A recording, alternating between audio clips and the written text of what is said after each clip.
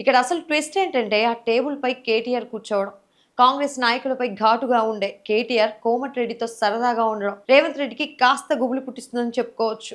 ప్రతిపక్షంలో ఉన్న బీఆర్ఎస్ ఇలాంటి సిచ్యువేషన్ ని ఎలా ఉపయోగించుకుంటుందో అందరికీ తెలిసిన విషయమే. పాయల శంకర్ విషయానికి వస్తే బీజేపీ నుంచి వచ్చిన ఈ లీడర్ ఈ టేబుల్లో ఉండడం కూడా ట్రయాంగిల్ ట్విస్ట్ గా నడిపిస్తోంది. మూడు పార్టీలకు చెందిన లీడర్లు ఒకే టేబుల్ మీద ఇది సాధారణ సీన్ అయితే కాదు.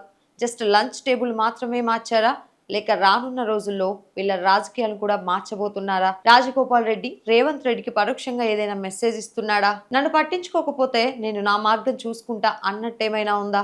కానీ ఒక విషయం మాత్రం క్లియర్, రాజకీయాల్లో ఇలాంటి చిన్న చిన్న సీన్స్ పెద్ద పెద్ద మార్పులకు సంకేతాలుగా మారిన సందర్భాలు చాలా చూసాం. మరి ఇది కూడా అలాంటిదైనా, లేక 2 గంటల భోజనం మాత్రమేనా, 2 రోజుల డిబేటేనా? ఇక్కడ సమస్య ప్లేట్ మీల్ కాదు, ఎక్కడ ప్లేట్ ఫిరాయిస్తుందోనని కాంగ్రెస్ పార్టీ నాయకుల గుండెల్లో పుట్టుతున్న గుబులు.